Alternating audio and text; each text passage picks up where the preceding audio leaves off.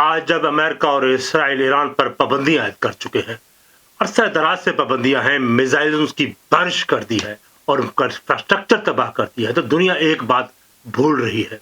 वो समझते थे कि ईरान घुटने टेक देगा। बड़े बड़े जफादरी ये कह रहे थे कि ईरान घुटने टेक देगा, लेकिन वो दुनिया एक बात भूल रही है। ये वो कौम है जिसने 2000 साल से मुख्तलिफ अंपायर से ये नबर्दे आजमा रही है। अरबों ने इन्हें फतह कर लिया, मगर ईरान कभी अरब ना बन सका। बादशाहों, मुतलिक जालिम बादशाहों ने इन पर हुकूमत की, मगर इनकी रूह को कभी ना तोड़ सका। लेकिन एक आलम का फतवा निकला तो इराक से पूरा ईरान उठ खड़ा हुआ। लोगों ने अपने हुक्के तोड़ दिए और बरतानवी सल्तनत को घुटने टेकने पर मजबूर कर दिया। 1979 में एक शख्स ने एक सेकुलर सल्तनत को इस्लामी जमहूरिया में बदल दिया, जो आज भी सुपर पावर्स को चैलेंज कर रहा है। ये कोई आम कहानी नहीं, ये इंसानी तारीख की सबसे बड़ी मुजाहमत की दास्तान है। आज मैं आपको बताऊंगा कि ईरान ने 2000 साल तक हमलों, गुलामों और दबाव के बावजूद कैसे अपनी शनाख्त बरकरार रखी, कैसे अपनी जुबान की हिफाजत की, कैसे अपने अकीदे को जिंदा रखा, और आज भी कोई नहीं उन्हें सर झुकाने पर मजबूर कर सकता। वो सर नहीं झुकाएंगे।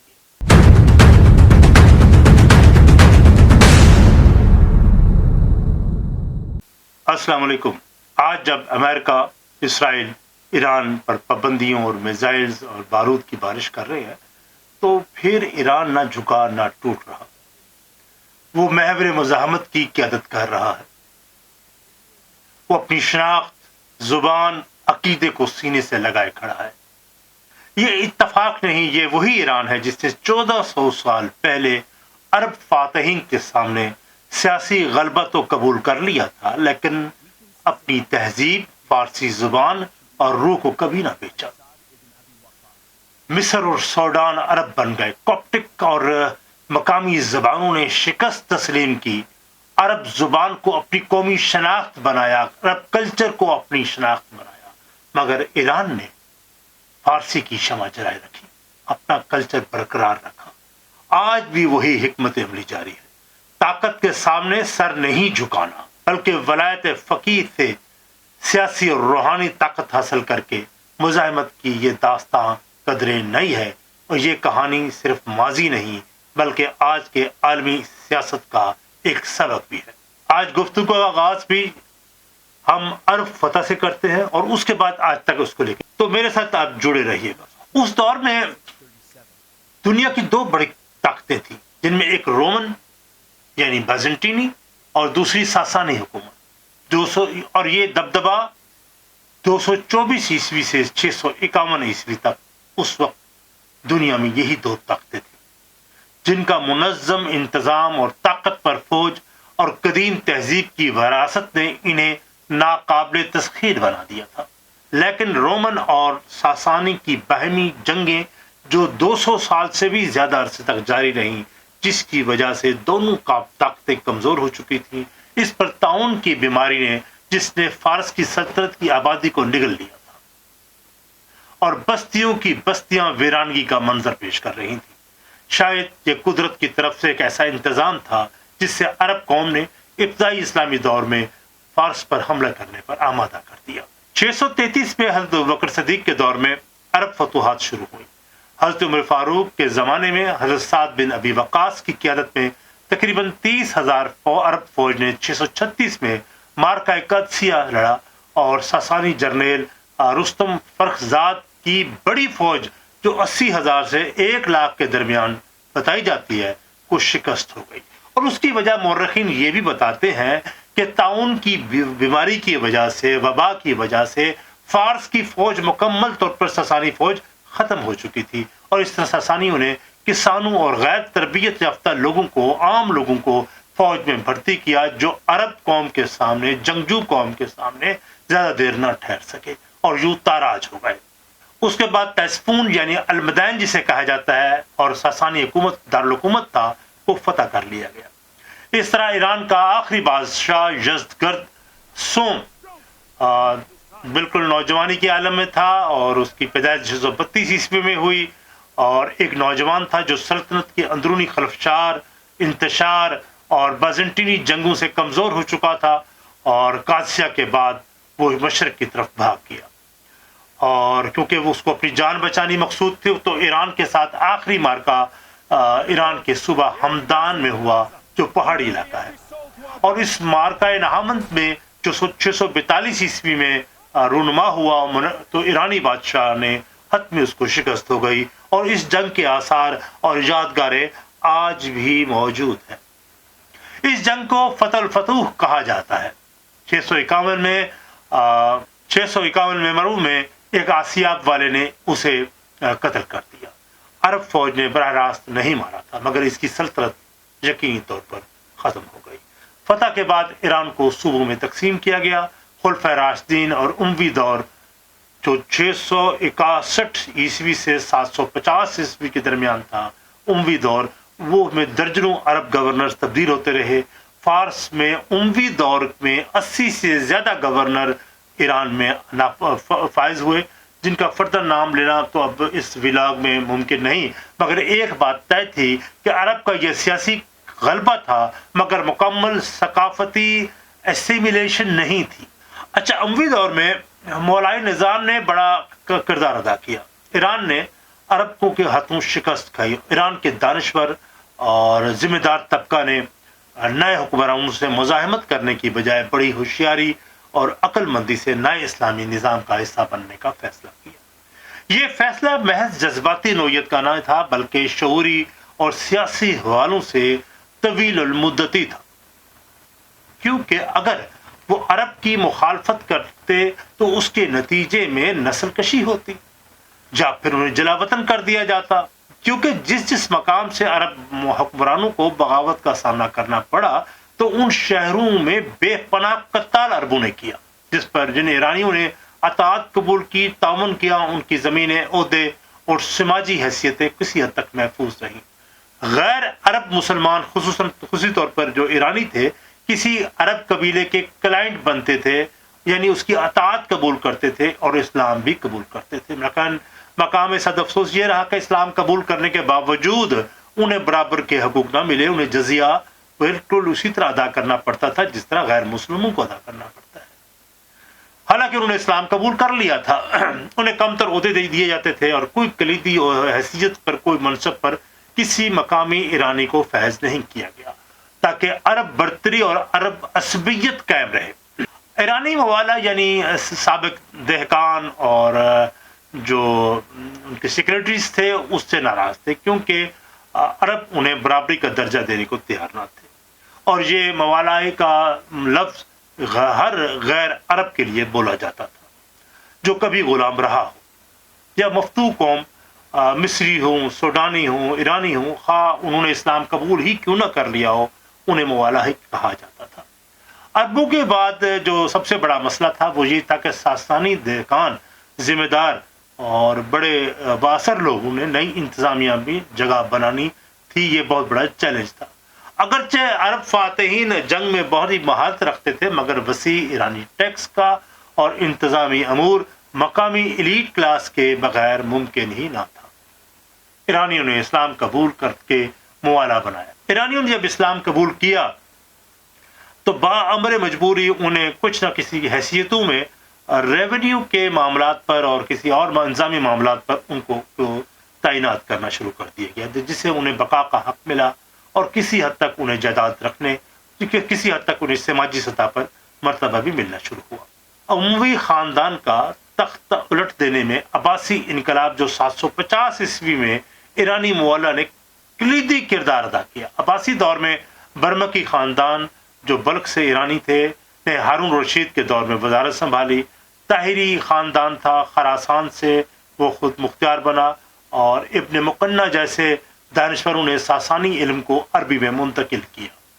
عباسیوں کو چونکہ اقتدار انہی ایرانیوں کی وجہ سے حاصل ہوا، جیسے کہ ابو مسلم خراسانی جو ایرانی نژاد تھا نے عباسی بغاوت کی قیادت خود کی تھی، اس لیے عباسیوں کو جیسے ہی اقتدار ملا انہوں نے ایرانیوں کو اپنا وفادار سمجھ کر بڑے بڑے In 750 Ma'bad Calvin, and Abu Muslim became a trusted general in the new regime. عہدوں پر تعینات کیا۔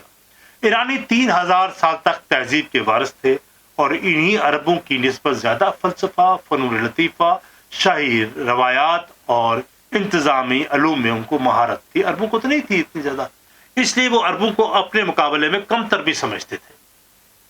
ایرانیوں نے انہی اوصاف کی وجہ سے عربوں کو حکومتی فریم ورک مہیا کیا۔ اچھا، یہ جو شمولیت تھی ایرانیوں کی، یہ ان کی مجبوری بھی تھی، حکمت بھی تھی، اور موقع شناسی کا نتیجہ بھی آپ اس کو سمجھ سکتے ہیں۔ ایرانیوں نے اس دور میں اپنی تہذیب اور اقتدار کی حفاظت کی۔ حالانکہ مصر میں کاپٹک زبان ختم ہو گئی، ایران میں نئی فارسی عربی رسم الخط لیا گیا، مگر فارسی زبان رہی۔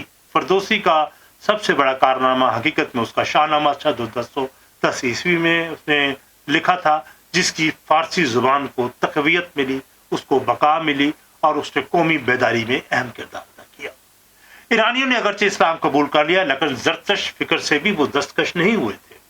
انہوں نے زرتشتی رنگوں کو اسلام میں شامل کر کے اپنی تہذیب اور تمدن کی حفاظت کی، جس طرح جشن نوروز، شب جلدہ، جہار شمبا سوری، مہرگان وغیرہ جیسی رسوم بھی شامل ہیں۔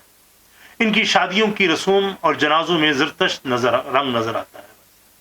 ان کی شادیوں کی رسموں میں آج بھی زرتشت ہمیں رنگ نظر آتا ہے، وہ رسوم نظر آتی ہے۔ اب آتے ہیں اس موضوع پر کہ اس تاریخی طور پر سنی جو اکثریتی ملک تھا وہ شیعہ کیسے بنا۔ ایران 10ویں صدی عیسوی میں ایران اس خطے کا شیعہ کا اہم ترین دور ہے۔ اسے شیعہ صدی کے نام سے بھی جانا جاتا ہے۔ اس کی بنیادیں 3 بھائیوں نے رکھی، جس میں علی بن بویا، ماد الدولہ، حسن بن بویا، رکن الدولہ، احمد بن بویا، معز الدولہ نے رکھی۔ علی بن بویا نے فارس کو فتح کیا، شیراز کو اپنا دارالحکومت بنایا، اور 945 عیسوی میں معز الدولہ نے بغداد کو فتح کیا اور عباسی خلیفہ کو بے بس کر دیا۔ اس وقت خلیفہ کے پاس نام کے ہی اختیارات رہ گئے تھے، اور اصل اختیارات کا حامل یہی معز الدولہ تھا۔ یہ پہلا موقع تھا کہ اہل تشیع نے سنی عباسی سلطنت کو اپنے قابو میں کر لیا۔ حالانکہ عربوں کی فتح کے بعد ایرانی زیادہ تر سنی شافی تھے۔ بویا دور جو 10ویں صدی عیسوی میں شیعہ اثر بڑھا، مگر سرکاری طور پر سنی ہی غالب رہے، لیکن ان کی اصلاحات کے اثرات عوام پر پڑے۔ بڑی تعداد میں لوگوں نے اس دور میں شیعہ کا مسلک اختیار کرنا شروع کیا۔ اگرچہ صفوی دور جو 1501 کا دور ہے، یہ بڑا اہم موڑ تھا۔ شاہ اسماعیل اول نے تبریز کو فتح کیا، صفوی سلطنت کا قیام عمل میں آیا۔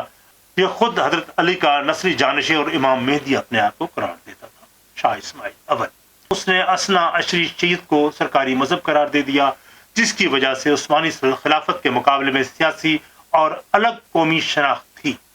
وہ چاہتا تھا کہ عرب جو عباسی سلطنت ہے، خلافت ہے، اس سے علیحدہ ان کی شناخت ہو، اور شاہ اسماعیل نے سنی علماء کرام کو جلا وطن کیا، اور جو بچ گئے ان کا بڑی تعداد میں سنیوں کا قتال بھی کیا۔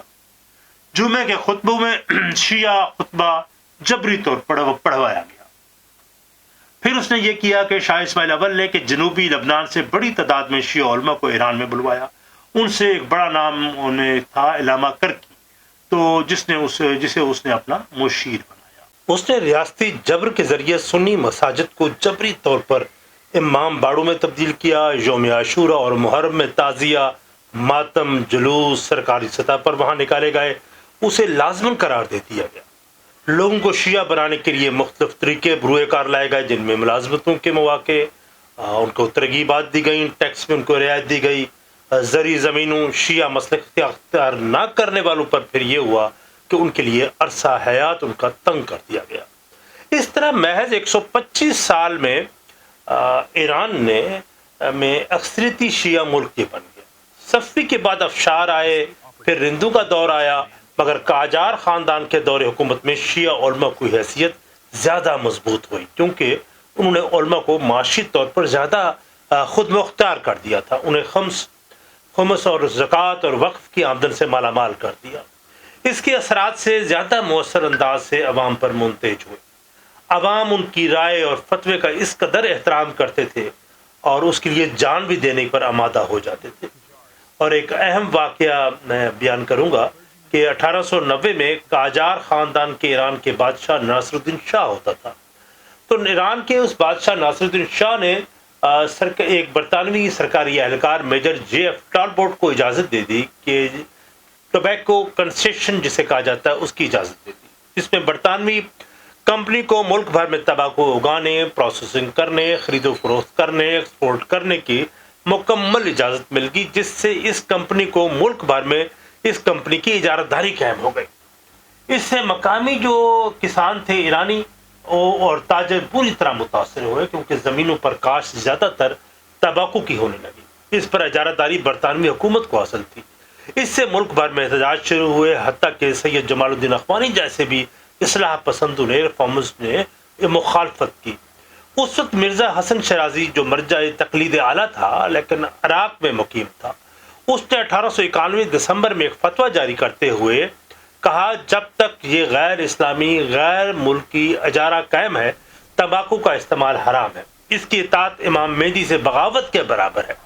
اچھا، یہ فتوے کی خبر جیسے ہی ایران کی عوام تک پہنچی تو پھر تو جیسے انقلاب آ گیا، پورا ایران انقلاب پر آ گیا، بائیکاٹ پر آ گیا۔ لوگوں نے اپنے حقے توڑ دیے، حتیٰ کہ شاہ کے حرم کی عورتوں نے، خواتین نے تمباکو جو استعمال کرتی تھی حقے وغیرہ میں، اس کا استعمال چھوڑ دیا۔